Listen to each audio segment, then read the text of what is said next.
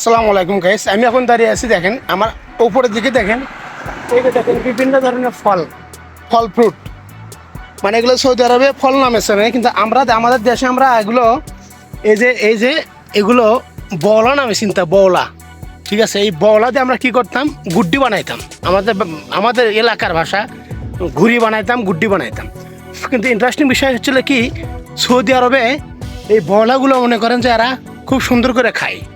এই দেখতে পাচ্ছেন বওলার যে আটাগুলো আছে, এই আটাগুলো এরা এই যে আমরা মানে গুড্ডি বানাইতে, যে ঘুড়ি বানাইতে যেটা ব্যবহার করতাম, সেইটা এরা খায়। আসলে খুব টেস্ট আছে। এর আগে আমি খাইছি, যার কারণে আপনাদের দেখাচ্ছি আমি। কালারটা দেখছেন কত সুন্দর, অমাইক কালার। এটা কিন্তু আপনি সুন্দর করে খাইতে পারবেন, একদম অসাধারণ। সত্যি কথা ভাই, আপনাদের কি বলবো আমি, এত টেস্ট আপনি যদি প্রথম একদিন খায়া দেখেন, দ্বিতীয় দিন আপনি এর খুঁজবেন, আপনি সোজা হিসাব। এত টেস্ট এই বওলা। এই যে দেখেন আঠা দেখা যাচ্ছে, এই যে আঠা বাড়িয়েছে,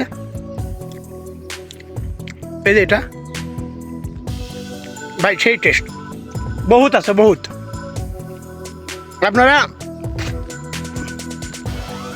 আপনারা তো সারা জীবন বানাইছি, মানে ব্যবহার করছি। সৌদি আরবে এটা খায়, আমিও খাচ্ছি। গত বছরও খাইছি, এইবারও খাইছি, আপনাদের দেখালাম খাইয়া। খুব টেস্ট ভাই, বলার গাছ।